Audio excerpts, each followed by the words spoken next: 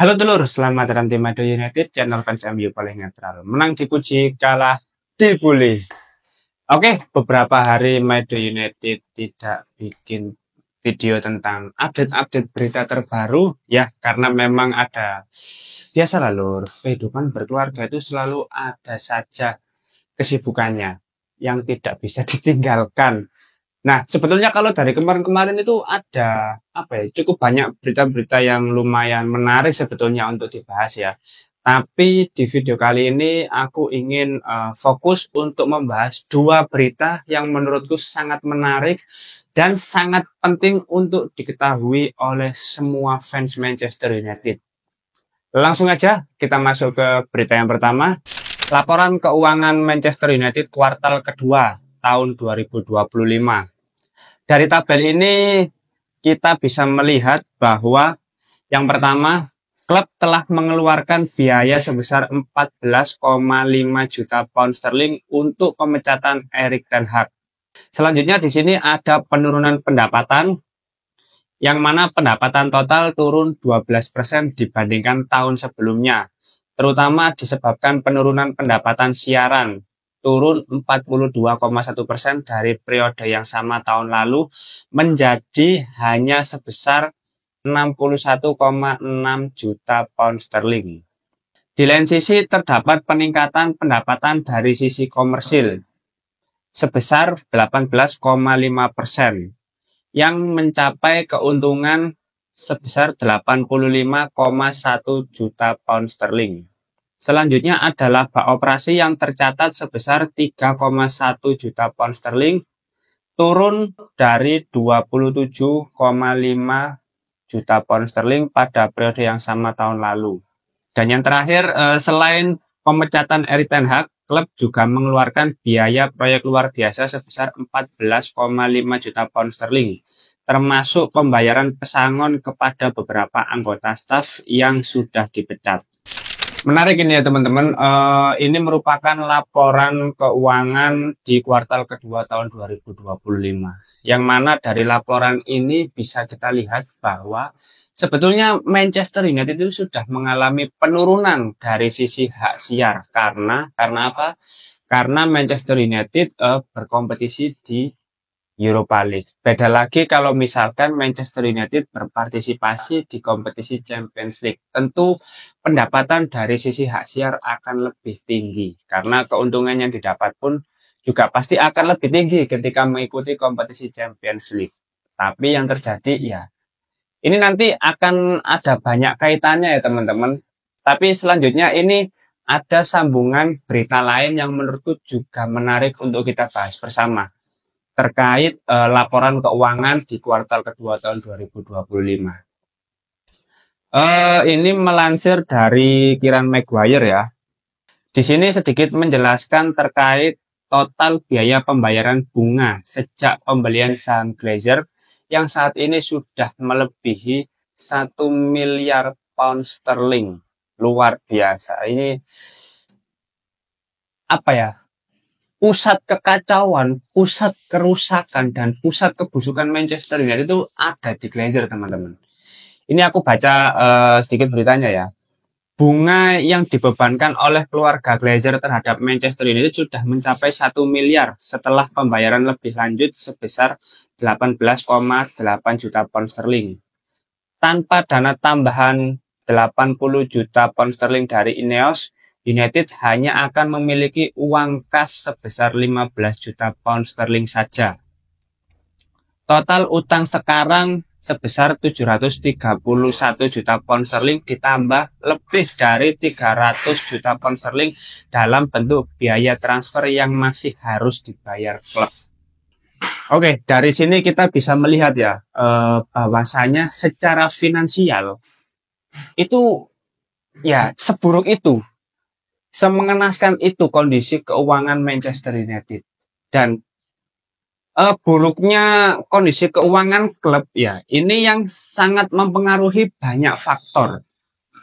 Mulai dari apa ya, kinerja dari para staf di Manchester United ya, berpengaruh terhadap performa dari para pemain Manchester United, berpengaruh terhadap daya tarik sponsorship untuk membangun kerjasama dengan Manchester United dan banyak lagi. Nah, sekarang kita coba lihat satu-satu ya. Setelah pemecatan Erik ten Hag, ya, tentu Manchester United mengalami kerugian yang sangat besar. Ya, total 14,5 juta pound sterling itu karena ya ada perpanjangan 1 tahun, opsi perpanjangan 1 tahun, dan juga harus membayar beberapa staf yang dibawa oleh Erik ten Hag. Selain itu, ya Manchester United juga telah merugi karena telah memecat Dan Ashworth, sporting director yang baru bekerja selama 5 bulan. Ini merupakan apa ya? Keputusan yang sangat ekstrim pada waktu itu. Tapi dari sisi Ineos mengatakan bahwa kita harus berani mengambil resiko untuk rugi di awal demi menyelamatkan keuangan yang lebih sehat dan performa yang lebih bagus di masa yang akan mendatang. Meskipun sekarang kita masih belum melihat hasilnya. Dan dari sini kita bisa lihat juga bahwa sebetulnya seburuk-buruknya Manchester United, dari sisi komersil itu tetap ada keuntungan yang cukup besar menurutku.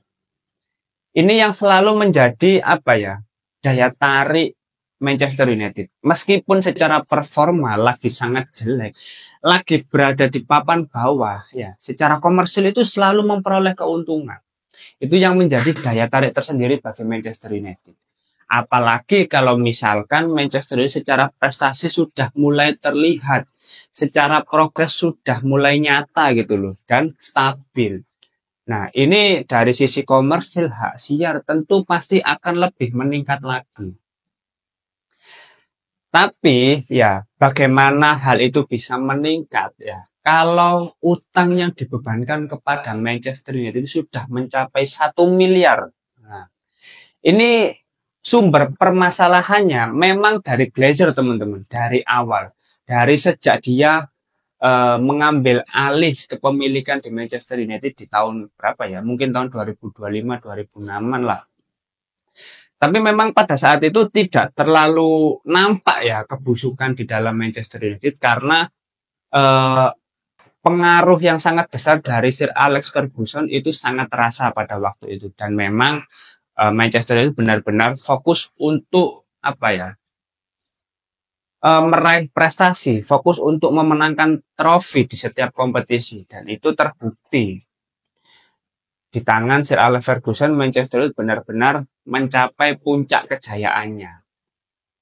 Tapi setelah Sir Alex Ferguson pensiun, nah mulai dari situlah permasalahan Manchester United itu tak kunjung usai sampai saat ini. Karena sejauh yang aku pahami ya teman-teman, sebetulnya dari sisi manajemen itu sudah sangat bobrok Manchester United. Dan itu terbukti dari sisi pembelian pemain yang pertama. Pihak manajemen hanya mengedepankan reputasi pemain daripada kualitas, daripada prestasi. Dan itu terbukti. Cukup banyak pembelian Manchester United yang bisa dibilang gagal menurutku. Mulai dari, ya katakanlah, Di Maria, lalu Falcao, terus habis itu Alexis Sanchez yang sangat bersinar di Arsenal, tapi di Manchester United ya. Terus habis itu yang paling dekat contohnya Mason Mount, Anthony. Nah, ini pembelian yang sangat mahal tapi ya secara performa tidak berbanding lurus. Bahkan Mason Mount ini ngasih kontribusi apa? Nggak ada sama sekali. Kemarin-kemarin sempat banyak yang bilang gitu ya, Anthony di La Liga bagus bersama Real Betis ya. 4 pertandingan mencetak 3 gol dan juga 1 assist kalau nggak salah. Berarti yang salah klubnya. Ya memang dari sisi manajemen Manchester United lah yang membuat kesalahan. Bagaimana seorang seperti Anthony dihargai 100 juta? Maksudku, kalau kita sebagai pemain sepak bola ya, yang value-nya mungkin hanya sekitar 50 juta untuk Anthony, berani dibayar 100 juta oleh manajemen. Mbok pikir pemain gak ono tekanan dah. Jancuk aku dituku rego sakmene cuk, iki lah aku main welek ya opo iki, pasti ditagih wong sak donya. pasti dipertanggungjawabkan. Harganya sebegitu mahal harus dibayar dengan performa dan sumbangsi yang sangat besar untuk klub. Tapi kan nyatanya ya tidak berjalan demikian. Musim pertama oke lah, bagus, masih ada kontribusinya. Tapi semenjak dia ada kasus dengan mantan kekasihnya kalau nggak salah ya, terkait kekerasan, mulai dari situlah ya media-media menggoreng ya, banyak hujatan-hujatan mulai dari situ. Nah, secara performa mulai tidak stabil dan cenderung menurun sampai akhirnya Anthony dipinjamkan. Terkait masalah kualitas liga itu nggak ada hubungannya menurutku. Kalau misalkan Anthony dari awal tidak dibeli dengan harga yang mahal karena kesalahan manajemen pada waktu itu, dan dia tidak mendapatkan tekanan yang besar oleh media, oleh fans untuk selalu dituntut tampil baik, yaitu karena pembelian dari harga yang mahal ya tentunya, dia pasti tidak flop menurutku. Dan kalau dia nggak neko-neko, pasti dia tetap stabil secara performa. Tapi yang kita bicarakan kan kebobrokan manajemen sebelum kedatangan Ineos. Inilah yang selalu menjadi masalah di Manchester United sejak pensiunnya Sir Alex Ferguson. Selain itu, ya karena manajemen ini hanya fokus untuk membangun reputasi dengan tujuan meningkatkan keuntungan dari sisi komersil. Karena kalau kita membeli pemain-pemain yang secara reputasi lagi bagus, pasti keuntungan dari sisi penjualan jersey, ya jumlah penonton di stadion itu pasti meningkat. Tapi dari sisi prestasi, nggak ada yang diprioritaskan oleh manajemen pada waktu itu. Akhirnya apa? Ya secara secara rekrutan selama 1 dekade terakhir, Manchester United sudah tertinggal menurutku. Ketika banyak tim-tim lain sudah beralih ke menggunakan sistem data analis dalam perekrutan pemain dan lain sebagainya, Manchester United hanya berkutat di metode reputasi. Contoh terdekat lah, kita lihat Brighton. Itu sudah dari beberapa tahun sebelumnya fokus untuk analisis data dalam pengambilan keputusan untuk merekrut pemain, untuk menjual pemain, untuk melihat pemain-pemain mana yang sangat potensial. Makanya Brighton itu selalu mendapat keuntungan yang cukup signifikan menurut, karena dia membeli pemain-pemain muda yang sangat potensial, lalu bisa dijual dengan harga yang sangat tinggi. Ya katakanlah Moses Caicedo. Itu kan menunjukkan bahwa ya di era modern saat ini ya semua keputusan itu harus berbasis pada data. Dan itu yang tidak dilakukan oleh manajemen klub Manchester United selama 1 dekade terakhir. Ya imbasnya ya sampai sekarang ini. Dan aku kemarin beberapa hari sebelumnya di video yang mana gitu, aku sudah bilang kan, ada celetukan kalau sebetulnya Ineos ini didatangkan hanya untuk mengurusi masalah-masalah yang sudah ditimbulkan oleh Glazer. Dan dari laporan keuangan ini sudah terbukti. Kalau nggak ada Ineos ya, kas Manchester United itu hanya 15 juta pound sterling, teman-teman. Uang 15 juta itu untuk beli apa gitu loh. Kalau nggak ada suntikan dana dari Ineos, aku yakin di bursa transfer sejak bursa transfer musim dingin kemarin ya, kita nggak ngapa-ngapain. Kalaupun belanja ya pasti utang lagi. Dan inilah teman-teman ya, bentuk kurang ajar dari Glazer bajingan itu ya ini. Oke lah, kamu disupport dari dana, ya. Tapi dana itu bukan dana pribadi dari Glazer, utang bank, Jo. Jadi akhirnya apa? Sampai sekarang ya jumlah utangnya itu sampai 1 miliar. Karena kalau mau support di dana itu bukan uang pribadi, tapi utang bank. Akhirnya apa? Bunganya terus bertumbuh. Bahkan tadi kan sudah sempat disinggung juga ya, total utang yang dibebankan kepada klub itu sekitar 731 juta pound sterling dan 300 juta dari biaya transfer selama era kepelatihan Erik ten Hag. Bayangkan, biaya sebesar itu 300 juta untuk pembelian pemain di era Erik ten Hag yang sebagian besar flop. Itu gimana nggak pusing Ineos ketika memiliki saham minoritas di Manchester United? Dia datang ketika kondisi klub ini sudah carut marut, menurutku sudah sulit untuk diselamatkan ya menurutku, dan dengan keputusan-keputusan yang cukup ekstrim, Ineos harus mengambil kebijakan demi mengamankan kondisi keuangan klub. Akhirnya apa dampaknya? Banyak staf yang dipecat. Awalnya dulu sudah sekitar 250-an karyawan dipecat. Terus habis itu para pekerja yang awalnya WFH diganti menjadi WFO untuk melihat apa ya kinerja dari para stafnya ini seperti apa. Kalau misalkan nggak bagus, akan ada pemecatan lagi, pemotongan, bukan pemotongan, penghapusan pesta di hari Natal kemarin. Terus penghapusan santunan untuk para pemain Manchester United di masa lalu yang berpenghasilan rendah. Terus penghapusan brand ambassador dari duta-duta besar, salah satunya Sir Alex Ferguson. Terus ya yang terakhir pemecatan Erik ten Hag dan Dan Ashworth itu untuk keputusan jangka panjang. Nah, itu kan salah satu, dari situ kan kita bisa lihat ya keputusan-keputusan ekstrim yang dibuat oleh Ineos itu ya memang benar-benar untuk mengamankan kondisi keuangan klub. Karena di sini kita bisa lihat seburuk itu, sebesar itu utang yang dibebankan oleh Glazer kepada Manchester United. Ya memang bajingan Glazer ini. Ini di luar konteks ya teman-teman.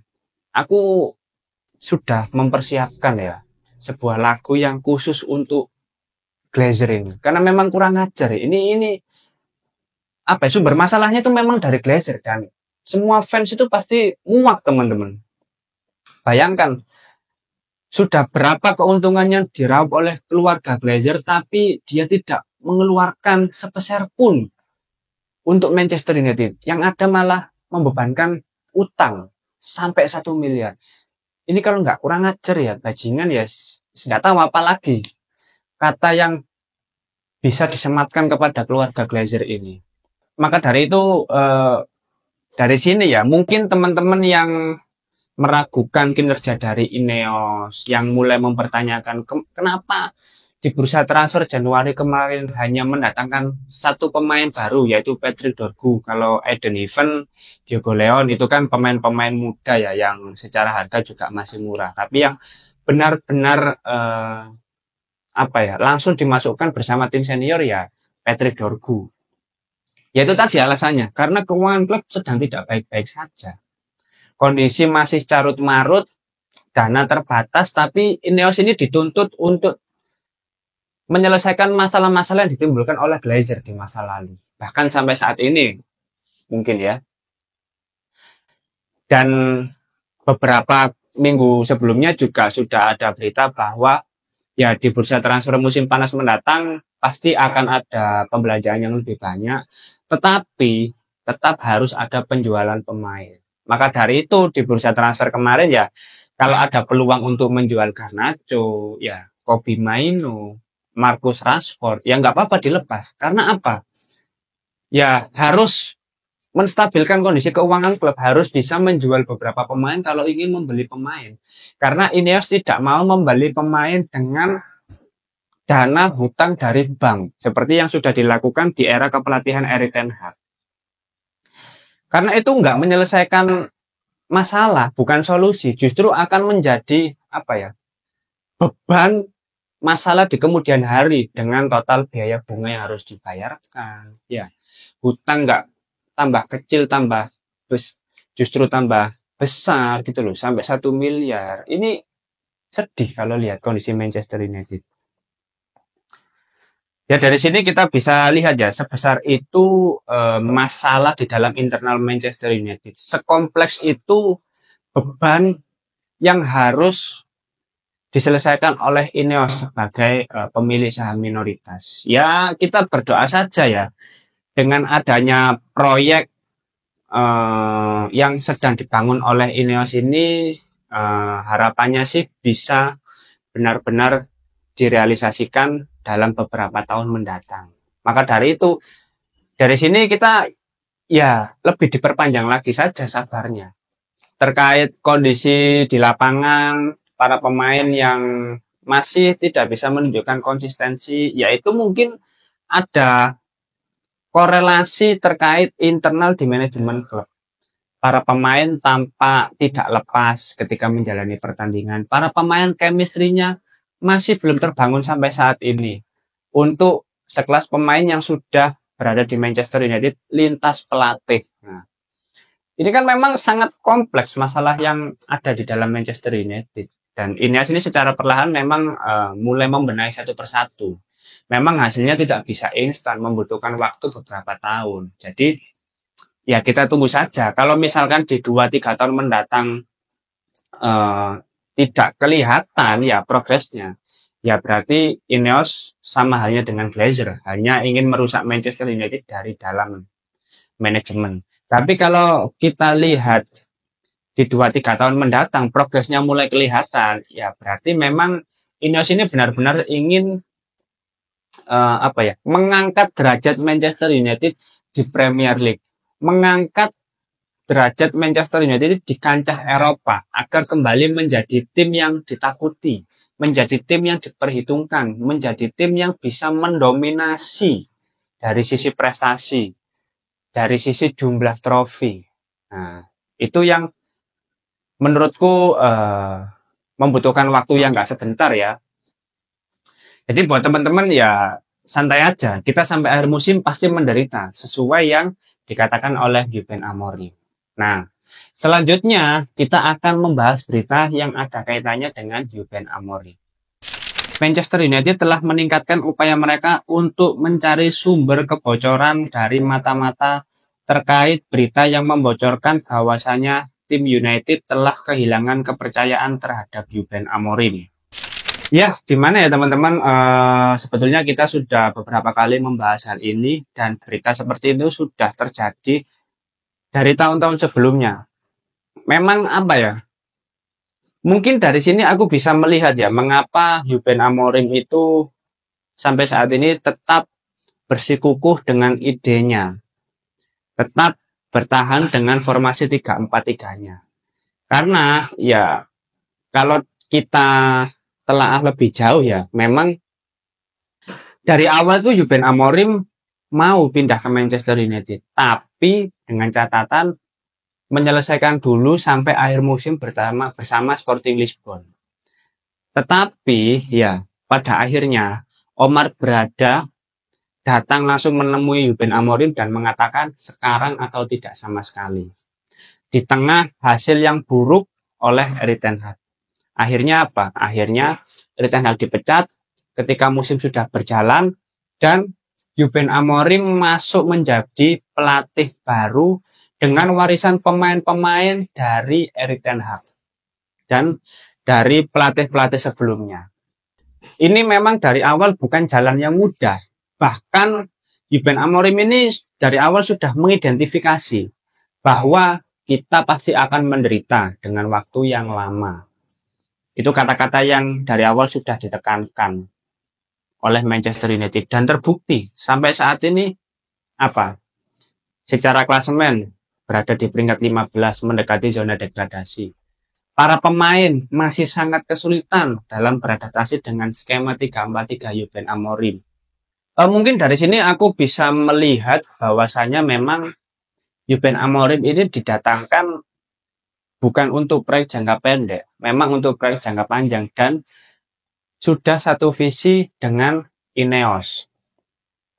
Jadi sampai akhir musim ya, selama tidak ada beberapa pemain baru ya, dan sekarang Ruben Amorim baru saja mendapatkan satu pemain di bursa transfer kemarin dan Patrick Dorgu, yaitu Patrick Dorgu. Sampai dia belum mendapatkan pemain yang sesuai dengan skemanya, Manchester United pasti akan terseok-seok. Beda lagi kalau di bursa transfer musim panas mendatang ada beberapa pemain yang didatangkan yang sesuai dengan kebutuhan Ruben Amorim. Maka dari itu dia tetap bersikukuh dengan idenya. dengan skema 3-4-3. Kalau kita coba bandingkan ya dengan kepelatihan sebelumnya, Erik ten Hag. Ya, Erik ten Hag ini kan digadang-gadang sebagai pemain yang Erik ten Hag ini kan digadang-gadang sebagai pelatih yang sangat filosofis. Dia memiliki memiliki identitas tersendiri ya ketika bersama Ajax ya. Tapi ketika berada di Manchester United, dia mencoba identitasnya dengan para pemain nggak klop. Akhirnya apa? Ya, musim keduanya mengalami kesulitan dan dia berusaha menyesuaikan dengan komposisi pemain, ya. Berusaha memberikan toleransi dengan ego-ego para pemain di Manchester United, ya. Ujung-ujungnya tetap dipecat. Dan Ruben Amorim sudah melihat bahwasannya sebagai pelatih, ya, tidak bisa terus menuruti pemain. Pelatih yang menentukan seperti apa jalannya pertandingan, seperti apa skema yang ingin dibangun, identitas apa yang ingin diterapkan. Ya, mungkin kemarin aku sempat bilang ketika kalah dengan Tottenham, nggak ada salahnya mencoba formasi pemain untuk sementara waktu sampai akhir musim. Nah, itu dengan tujuan apa ya? Agar paling tidak secara klasemen di Premier League itu masih aman, tidak mendekati zona degradasi, bahkan masuk di zona degradasi. Dan mungkin di Premier League bisa digunakan untuk ajang coba-coba. Nah, baru di kompetisi Europa League atau FA Cup itu lebih dimaksimalkan lagi. Karena nggak ada harapan di Premier League menurutku. Jadi nggak ada salahnya bereksperimen dengan cara yang lain. Sambil tetap mengidentifikasi pemain-pemain mana yang akan dibuang di musim panas mendatang. Gitu. Baru ketika sudah ada beberapa pemain lain, ya benar-benar fokus untuk membangun puzzle-puzzle yang belum terpenuhi itu tadi. Ya seperti inilah memang keadaan Manchester United. Ya dari sisi permainan, performa di atas lapangan juga jelek, ya kondisi internal manajemen juga carut marut, ya utang sampai 1 miliar gitu loh. Ya gimana mau happy gitu loh. Gimana mau senang para pemain Manchester United itu kalau gimana? Ibaratkan kamu kerja ya teman-teman. Kamu kerja di sebuah perusahaan. Tapi perusahaanmu itu perusahaan yang nggak jelas, banyak masalah. Ya perusahaan pialang lah. Masa kamu pede cerita ke temanmu? Aku kerja nak pialang, Cuk. Semangat, mesti gak dibayar tapi komisiku gede. Ya itu kan image-nya sudah jelek ya perusahaan pialang. Jadi kamu nggak mungkin bangga gitu loh. Ya wis lah. Yang penting kerja dibayar. Itulah yang terjadi di para pemain Manchester United saat ini. Mungkin seperti itu yang aku tangkap. Makanya ketika berada di atas lapangan ya nggak bisa begitu lepas. Chemistry antar pemain kayak nggak dapat gitu. Karena ya internalnya masih belum bagus, masih belum benar. Masih banyak hal yang harus dibenahi gitu loh. Oke, mungkin itu dulu ya beberapa opini singkat ya. Nggak singkat ya, ternyata sudah setengah jam. Sudah waktunya selesai ya. Kalau teman-teman ada opini lain langsung tulis saja di kolom komentar. Karena sebetulnya memang ini permasalahan yang sangat mendesak, sangat besar dan harus segera diatasi oleh Manchester United. Kalau ingin klub kebanggaan kita ini kembali dihargai di kancah Eropa. Oke, terima kasih sudah menonton video ini. Jangan lupa like, komen, dan subscribe. Salam.